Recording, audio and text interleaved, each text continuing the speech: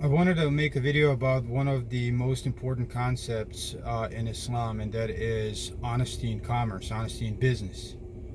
Uh, when God describes wisdom and when God describes the straight path, this concept is included in both. In chapter 6, verses 151 to 153, when God describes the straight path, Prophet Muhammad is instructed to say. So the verses start with the word kul, say. So he says, "Come, let me tell you what your Lord has made haram for you, forbidden for you, that you should associate anything with him, and do good to your parents, and do not kill your children out of fear of poverty we provide for you and for them. And do not approach indecencies, whether they be concealed or out in the open. And do not kill a soul that God has made forbidden except for the requirements of justice. These are his commandments to you, that you may take heed.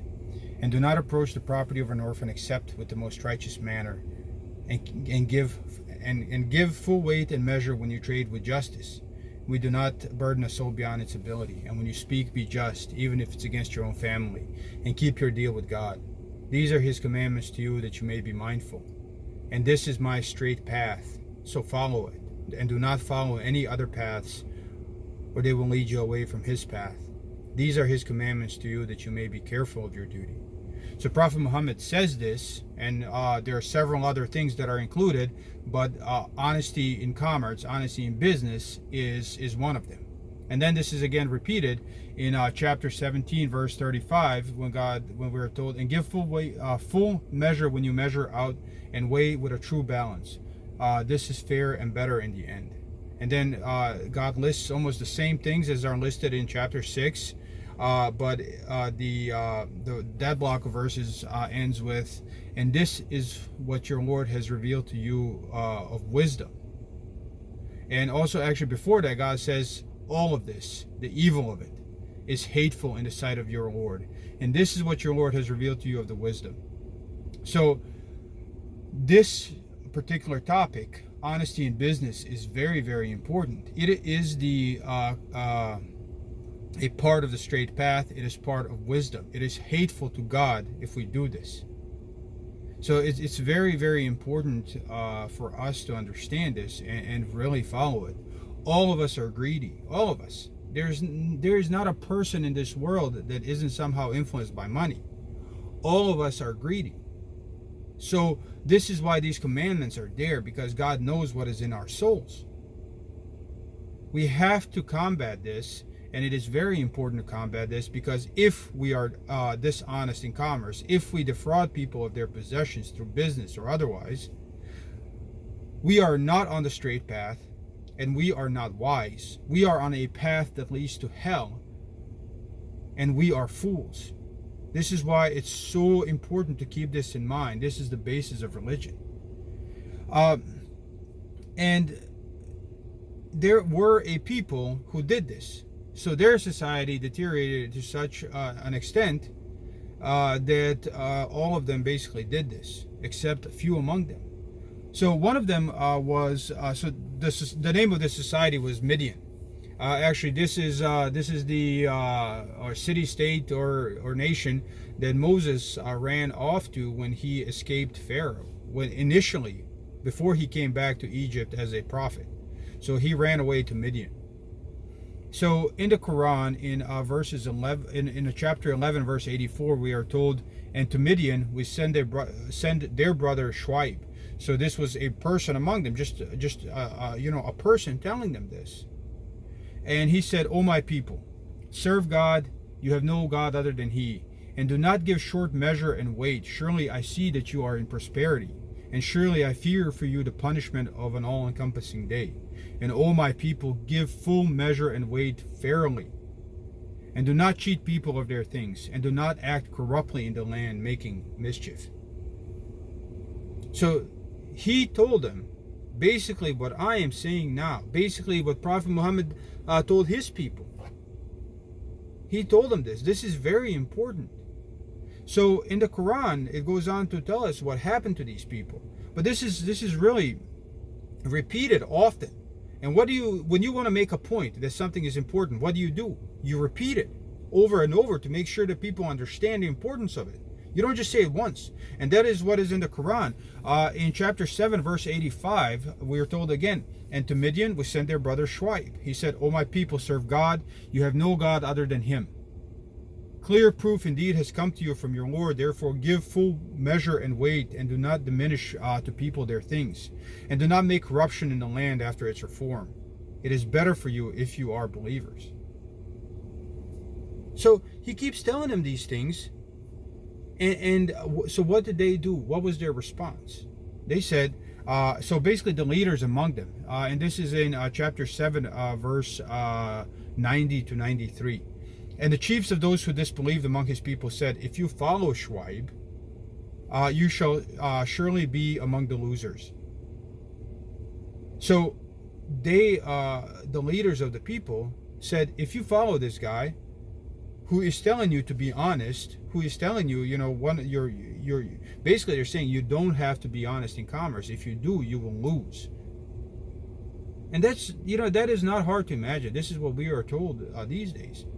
Sometimes it's important, business is important than anything. Business is more important than anything. This is not any different from what they said. So what happened to them? People followed their leaders who told them that business is more important than anything. And if they follow this guy who is telling them to not cheat in business, that they will be losers. So they followed him. Unfortunately, they followed their leaders. They didn't follow the one guy among them who was telling them the right thing to do. So in verse 790, chapter 7, verse 91, we're told, then the earthquake overtook them, so they became motionless bodies in their homes. They died. Those who called Shu'aib a liar were as though they had not ever lived in them. Those who called Shu'aib a liar were the losers. So he turned away from them and said, O my people, certainly I delivered to you the messages of my Lord, and I gave you good advice. How will I then be sorry for an unbelieving people? He said, I tried. I told you, I delivered you the messages, and you didn't want to listen. Don't you understand that this is us? This is us. We who call ourselves Muslims. We who call ourselves Muslims are on the same path. Somebody brought this message to us. And it says exactly what Shu'aib said to the people of Midian. Do not defraud people of their possessions through business. Give full weight and measure when you trade with justice.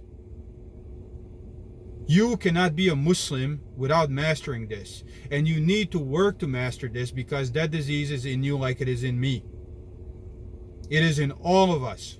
All of us have this disease in us. God knows it is in us. That is why it's mentioned in the Quran. That is why it's repeated in the Quran. That is why it is a part of the straight path. That is why God refers to it as wisdom.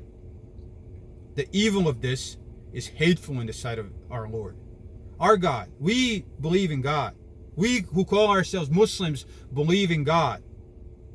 This is for us. So we have to do it.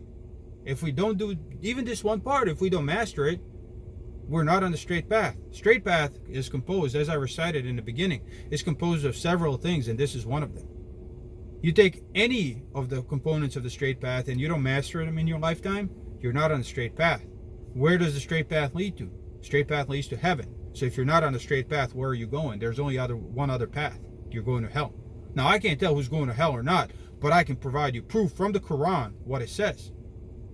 And if this is the risk you want to, take, then you're not very bright. The people of Midian did this. They had somebody say this to them, and they did not listen. And God tells us in the Quran what happened to them. God tells us in the Quran that what happened to these people, to these towns, these stories in the Quran, nothing changes. Everything is always the same. What happened to them will happen to us. In chapter 7, verses 101 to 102, we are told this. We are told, these towns, we tell you some of their stories, and certainly their messengers came to them with clear arguments. But they would not believe in what they rejected at first.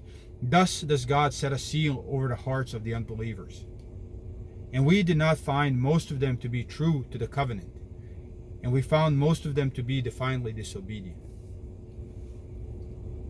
This is us. This is us.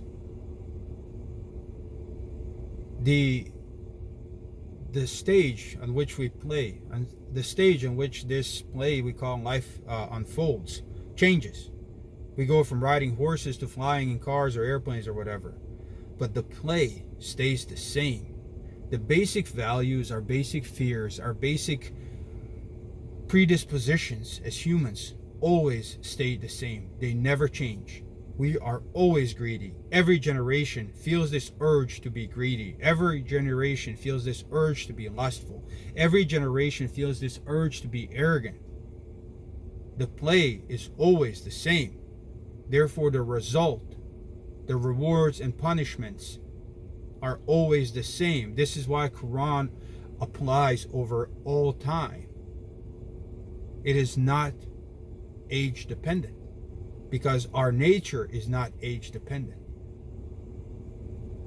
So business, us being honest in business, should be more important than life itself.